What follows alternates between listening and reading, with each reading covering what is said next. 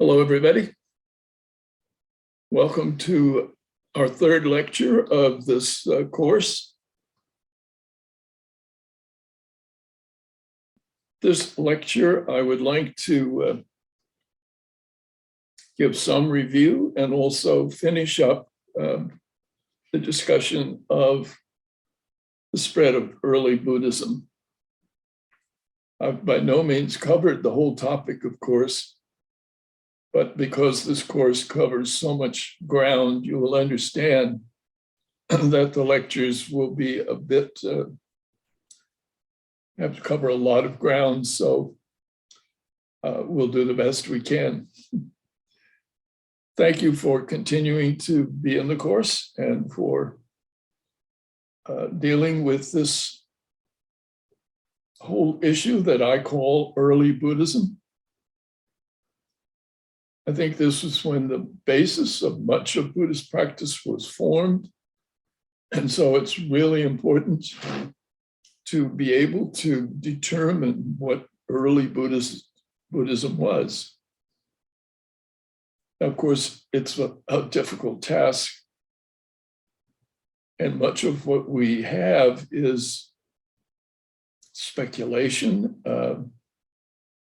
trying to intuit, trying to deduct what it was like from the available evidence and materials we have in front of us. As new materials become available or new data, ideas will change.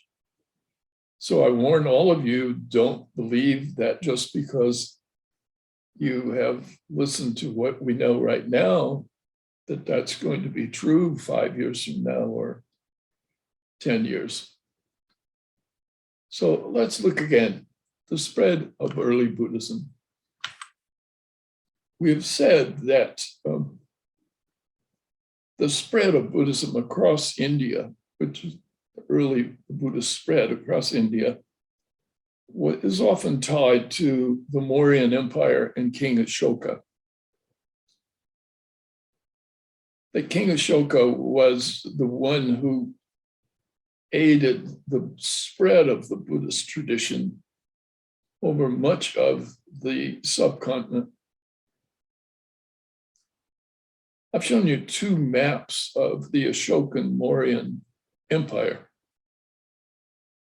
Mauryan Empire was inherited by Ashoka. Basically, his grandfather created it. One map is a solid color, and I always am warning you about solid color maps.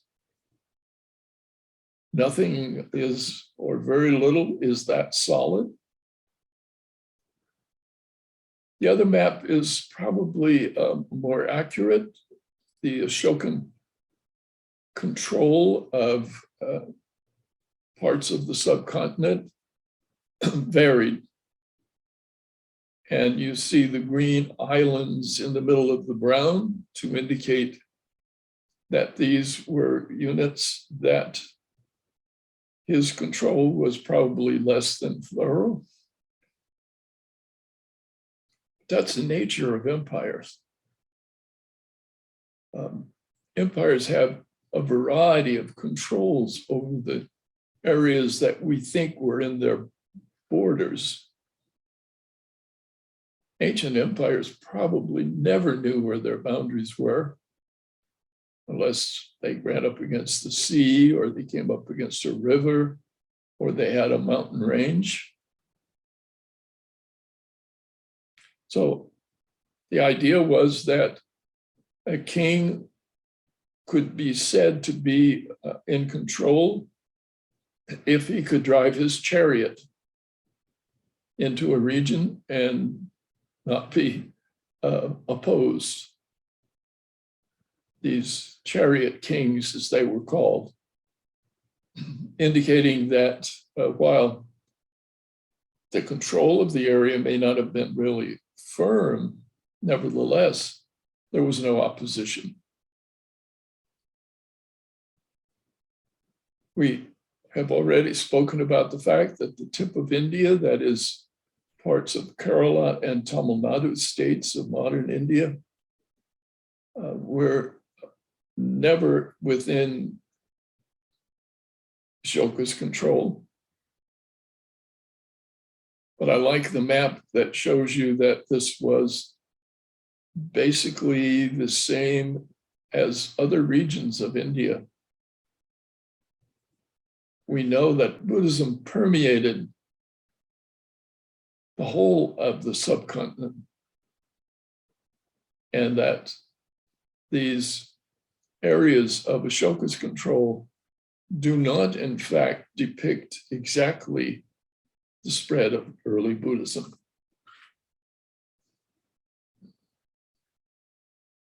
Now, the Buddhist ability to spread and be disseminated throughout the subcontinent started when the Buddha's nirvana occurred. When the Buddha was gone, his body was cremated. The relics, that is, the pieces of bone, teeth, even the cloth of his robe, were divided up and sent to the states in which these little city-states, these islands in the rainforest, where his tradition had spread and where he himself had gone to teach. They naturally wanted a part of him, and they got it according to the tradition. So that, as we've said before, as in a review here, early Buddhism was a relic cult. And they believed that the relics of the Buddha contained power which could influence their lives, give them prosperity, protection. And so it's no wonder that the first structures of early Buddhism that we have, and those early structures are really important when we try to determine how the Buddhist spread was taking place. The early structures, these mounds, these stupas that were built over these relic remains, are one of the ways in which we try to study the spread of early Buddhism. Where you find stupas, you can pretty much rest assured that the Buddhist tradition had been there. When you stop seeing stupas, you can pretty much bet that the Buddhist tradition did not extend into those regions. Now, the stupas themselves were both numerous, as we've said before, but in the Indian environment, there were 8 major important stupas, as I've shown here. And you can see that these are within, for the most part, those areas of the Ashoka domain that we have said are pretty much assured that he had some control over. And that there's none of these great stupas exist in the southern tip. Now, these great stupas that were built over time, these represent hundreds of years of construction. You can see that, of course, that they cluster first in the Gangetic Plain, the old homeland of Buddhism, up there in the northeast, and that they spread southward through the central part down to the coastline before the tradition has reached the extent that it could happen with this period of stupa construction. So one of the ways we can study early Buddhism is the study of stupas, the study of relics, and the stupas provide us with a physical evidence that we can use. I described to you the fact that the Gangetic Plain was very dangerous during monsoons. And while it has no real mountains, this is the place where some of the first shelters for the Buddhist followers, the ascetic wanderers, occurred. And in some cases, they built some form of huts, perhaps, under the trees, trying to protect themselves. But the best of the shelters were the caves. This is a great picture to me. It shows you that even though the Gangetic Plain that you see here is mostly flat, without any place for a cave, there were these outcrops of rock, and these outcrops of rock had natural caves, natural overhangs, and the monks or the wandering ascetics would flock to these to get above the water, to find a place to be out of the rain, so that the Indalasala cave, for example, gives us a very good feeling for how the spread of Buddhism tied to the monsoon climate was made, and that caves played an important role in the fact that these were gathering places. And so the wandering ascetics would, in a sense, congregate. Now, there had to be some limits. If all the people who followed the Buddhist tradition had all swarmed into this area with the Indalasala cave, how would they be fed? Who would take care of them during the long monsoon season? So they had to develop ways to say that there were limits to where an ascetic went during the monsoon season, and that each of them was, in a sense, assigned some normal place where they went, and that's where they should go. And that was a way, I think, to assure a more even distribution of the ascetic community, who depended upon alms and support from a lay community. So you couldn't just have them all in one place. They had to be spread out across the Gangetic Plain. But nevertheless, these caves became very important to the Buddhists, and they were truly shelters. So if you look at the geological map with Rajgir, you'll see that there were these outcrops of rocks. And these outcrops of rocks that rose above the plains became the site for not only caves, but also a site for using overhangs. That is, it was easier sometimes to just chip away a bit at the edge of a large rock formation and make a kind of roof shelter that you could crawl back under and be out of the rain. They didn't excavate enormous caves inside yet. They were using natural caves, and they were using these overhangs. So the spread of stupas, of relics, the role of caves, which tended to bring together the wandering ascetics, helped to set the pattern that there would in the future be residential places where the ascetics would live and finally would live year-round.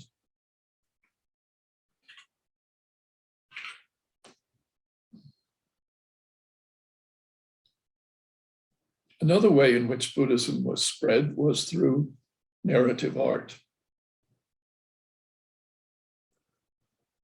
Narrative art, as I mentioned last time, narrative art is either has an actual image of the Buddha or it's only the stories about his life as before his Buddhahood as a bodhisattva. But narrative art was a powerful tool in terms of spreading ideas, stories. And it was like even though there was still no writing that we know of in India when much of these narrative art things were constructed, these narrative art panels served to be visual text. People, even though they couldn't read, even though there might be no one there to explain it to them, just by seeing it and having had some connection with the stories, they recognized the story and could say, this is when the Buddha left home. Here's the horse that took him and jumped over the wall and let him escape from his father's palace. Here's the place where he was enlightened. So the narrative art needs to be looked at from a point of view that I think we have not really studied it. When we look at narrative art today, we are tempted to go to the written text of Buddhism to describe what we are seeing. And of course that helps, and it's not an invalid way of study. But I think that the narrative art itself was done during an oral tradition, and that the stories were not written down, but they were told in the oral transmission. And that oral transmission was used by the artisans. So while we can look at it and study it from the point of view of the later written text, probably those people who created it were depending upon the oral tradition where monks recited and remembered the words of Buddhism in memory, not in writing.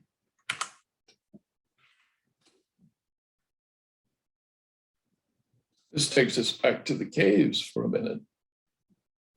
In the caves, like Ellora and Ajanta up in the Northwest, those caves are fantastic. They are filled with these incredible carvings of the narrative art of Buddhism. And what's very interesting about those caves is how they mimicked wooden structures. If that is the case, that is, the caves, we're blessed with them because, number one, because they are protected from the weather, the interior of the caves preserve things better than the narrative art that was exposed to the weather and the outside. In the narrative art within these caves, then, which was, of course, in darkness. And the lighting of the caves was a question of how did people see them? They had to take torches. And so we find a lot of soot in caves because people's torches, smoke from them, is still to be found on the surface of many of the caves. People looking and using the interior of the caves where the narrative art has been preserved for us.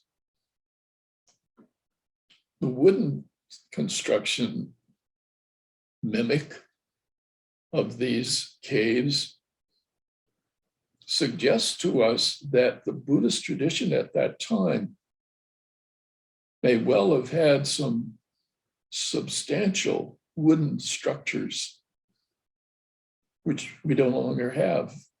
They had, of course, not survived for all the centuries since this was done. They have totally disappeared, gone to dust. So we're really fortunate that we have the rock-cut examples to look at as we try to determine how Buddhism was disseminated and how it made its message known.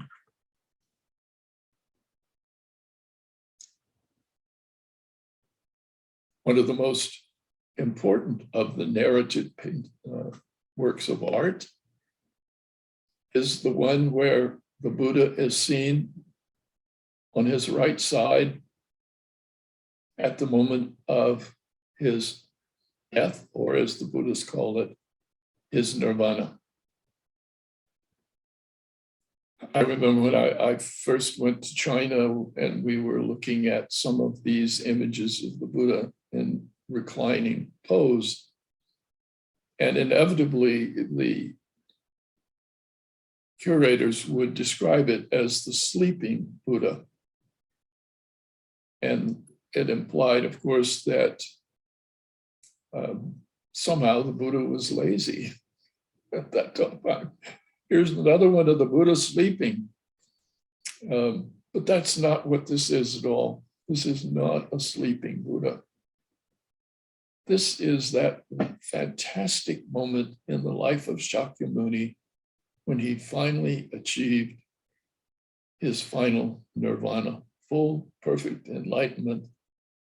And he was entering into the final, ultimate nirvana state. So it's very important to have an image of that.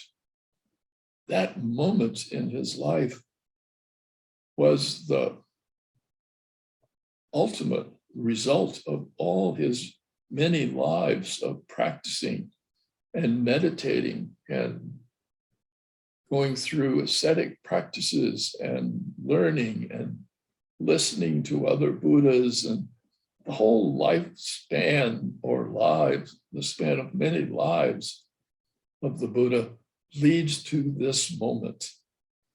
And so this narrative art for them was really an important one. The images around the Buddha at this point in this narration are interesting. All the people who are looking on are crying and weeping because the Buddha is about to leave them, except for one of the followers who accepts the fact that this is to be expected. This is not a moment of anguish. This, for that, is a moment of great delight or great happiness. You are witnessing the passing of a human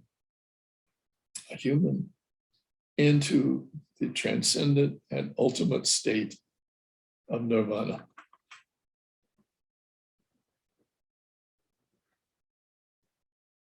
Now, one of the ways in which Buddhism attracted attention was entertainment. people didn't have television, they didn't have radios, they didn't have movies, they didn't have computers. So they were always anxious and delighted to have some form of entertainment. And so the telling of the tales of Buddhism, the stories of earlier and former lives of Shakyamuni, when he had been animals, he had been different kinds of people, he'd had a range of experience, hundreds of these Jataka tales, birth tales. His other births were told, and people delighted in them. They're wonderful stories. And so when the Buddhist teachers would try to get the attention of people and to focus their attention on the importance of the Buddha, they used entertainment and they used these Jataka tales. And so the narrative art is filled with Jataka tales that tell us what people were saying or thinking about the previous lives of the Buddha. So we use this narrative art in all kinds of ways to try to understand, number one, how the oral tradition existed. We understand how the structures that were built for Buddhism came into being.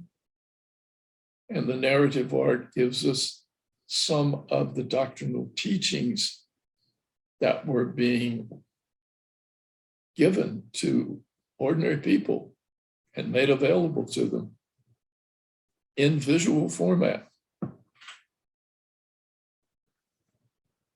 We also have another form of art that appeared, which has been called iconic art. An iconic art is that you have an icon, you have a statue, you have an image, but you have no narrative. There is nothing in the image to tell you anything more than, yes, the Buddha practiced meditation, or yes, the Buddha looked like this. But there's no idea that what is depicted is a specific event, like the narrative art, when he left home, when he achieved nirvana, when all of these. Instead, we have the iconic art, and it has become the major part of the Buddhist tradition. The iconic art is the center of ritual life. The iconic art, these images, are at the center when people are going to worship the Buddha, remember the Buddha. These are put before them. And as you can see, like the golden image, the largest Buddha image in Thailand there, they can be enormous. And these enormous Buddha images were a way of also using the iconic art to give the Buddha importance, prestige, and to say that there was a magnificence about the Buddha, and that magnificence needs to be put into the iconic art. And so there is a story to be told from the iconic art.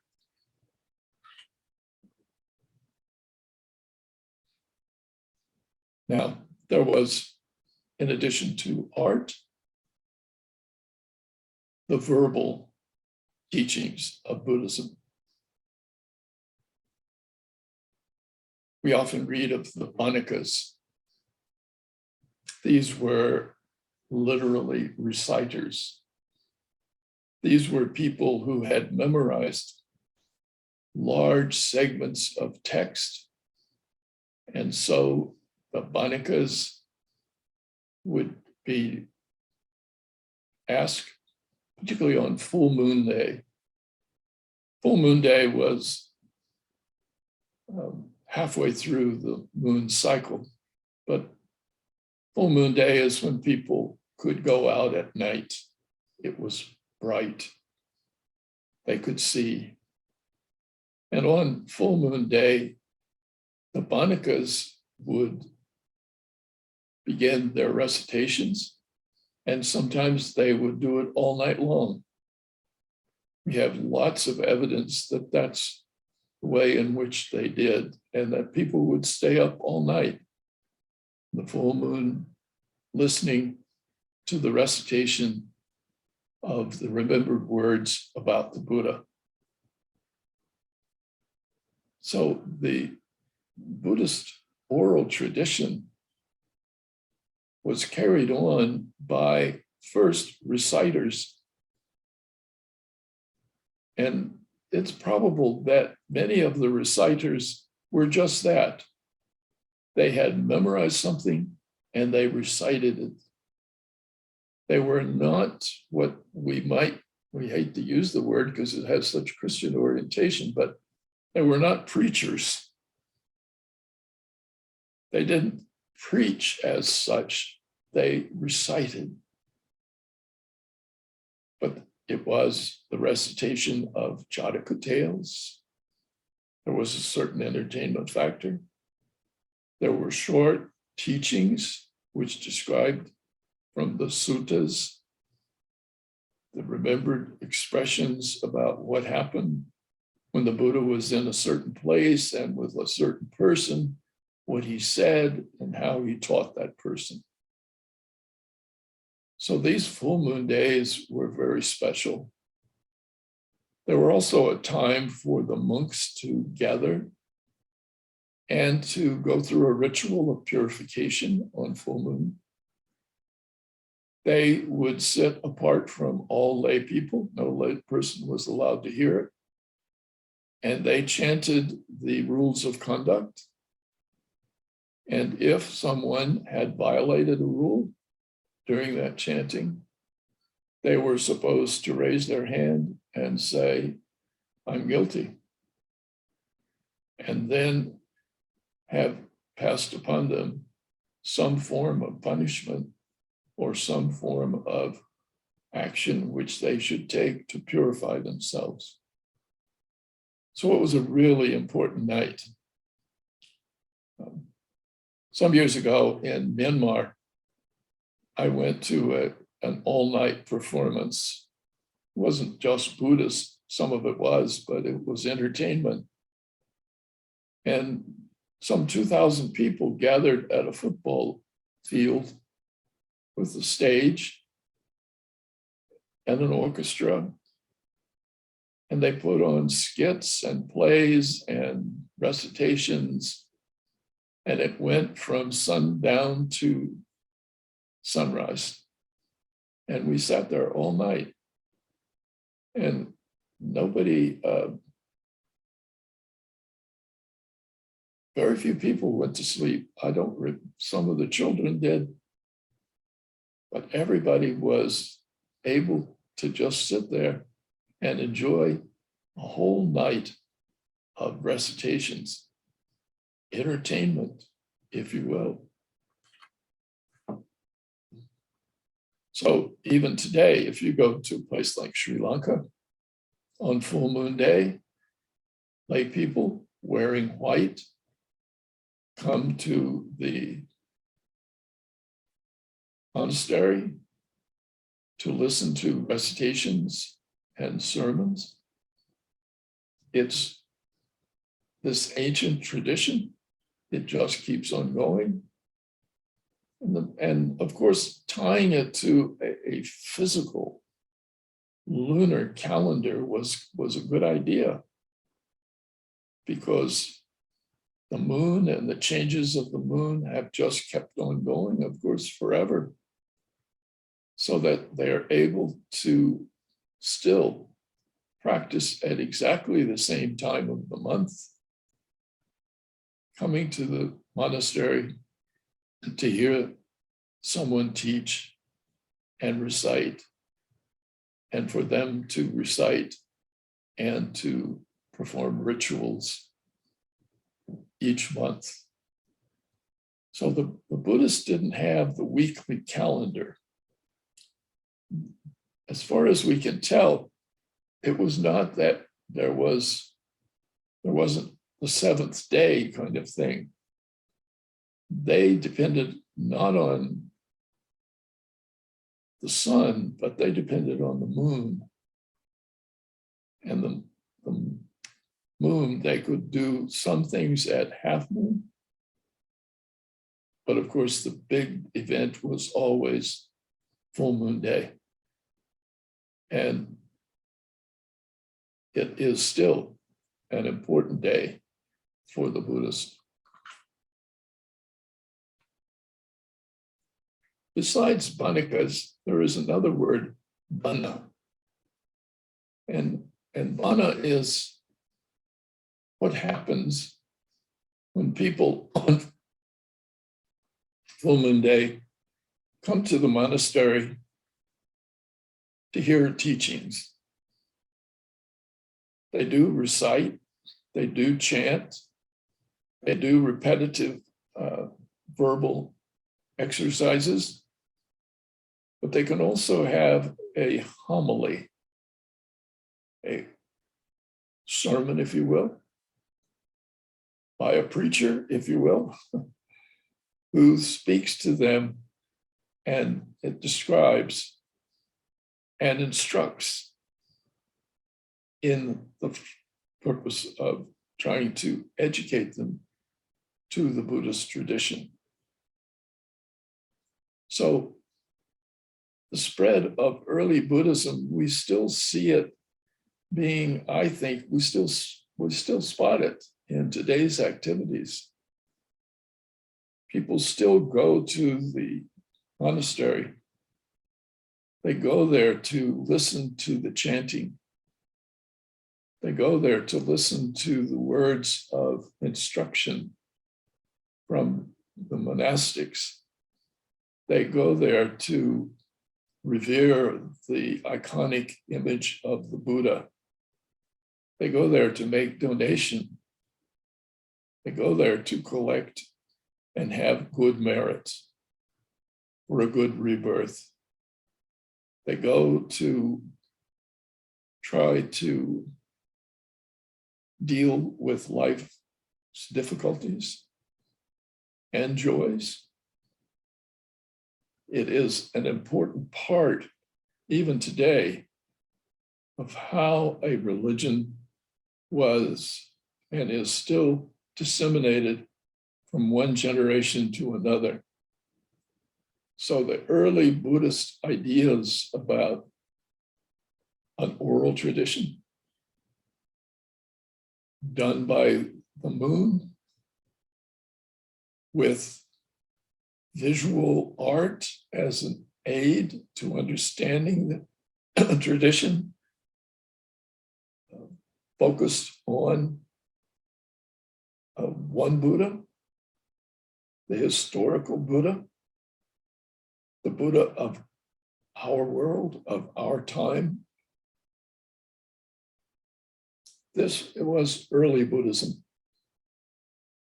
And wherever you find aspects of this in present day practice, it is an indication that we can understand what we see today to some degree by trying to reconstruct what early Buddhism was like from whatever evidence we had. Now, from here, we began to enter a new phase, which I will talk about more, in which instead of being purely oral, writing came into Buddhism. And we spoke about this last time. When writing comes into Buddhism, then the recitation, for example, may be reciting a book. When I say a book, I mean pages on wood, birch bark, palm leaves, paper, that you read from these pages and you recite a book. So the recitation of a book or text that's written was still made oral. And silent reading is something which is modern. Reading was in the past, and at that time, reading was something which was done out loud. Nobody quite understood why you would just read silently. If you're reading, you say it. That's what reading was to them. That says that the oral tradition carried over into the literate tradition. And so you had the oral activity being done, but you had in front of you a written form of it, which was the beginning of the new era of the Buddhist tradition, which would become dominated by written documents. Now, we have before us manuscripts. And we tried to see, when did writing occur? Well, we have an Avadana that's carbon dated to 186 to 43 BCE, that is before the Common Era. We have a sutra that's carbon dated to 206 to 59 BCE. So we ask a question of, when did these texts actually get written? This is a sizable span of time, although it's very helpful to at least be able to identify when they were written. If we take even the latest dating for both of these, we can say that before the turn of the Common Era, writing was already present. And the focus in early Buddhism on purely oral tradition had been replaced for certain by at least that time, if not earlier. So I've just given you a very brief look at the dissemination of early Buddhism. And a reminder that we try to understand early Buddhism by what artifacts and materials are at hand for us to study. Archaeological remains, architecture, types of art, content of the art. And we can also look at the earliest writings, which make description of activities that people were doing, to try to understand how those artifacts and those images, those monastic campuses were used. We can also, in some cases, come all the way to the present and look at what people still do, as I showed you with Sri Lanka, and be able to see that there was a persistent continuity, perhaps in the Buddhist practices, which comes down to our very present time. And we can use and look carefully at these present ways of doing things and see to what extent that those can be looked at from the perspective of earlier days. So I've never called any of this Hinayana. I've never referred to any of this as lesser.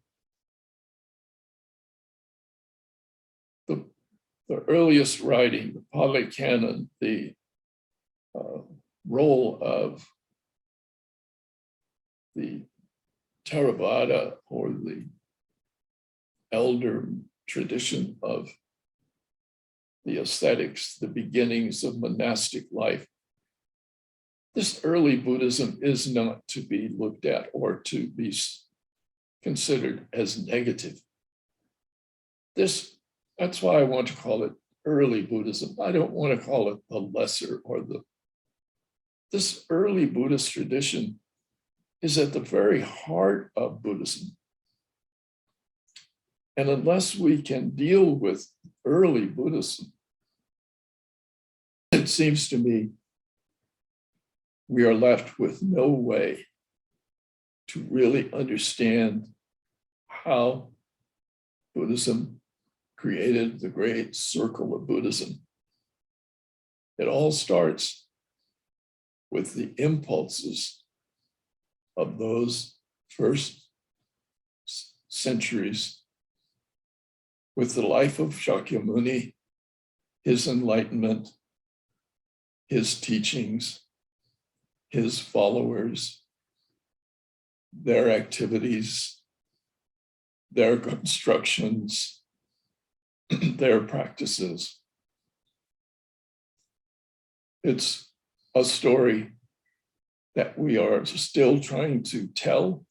We are still trying to fathom in its complexity. So that's why I have spent this much time on early Buddhism, and I hope in praise of it, rather than seeing it as some form of early, not yet developed, etc. Thank you very much. Look forward to seeing you next time when we will be dealing with the era when Buddhism takes flight from the subcontinent. And how does it do that? And where does it go? Thank you very much.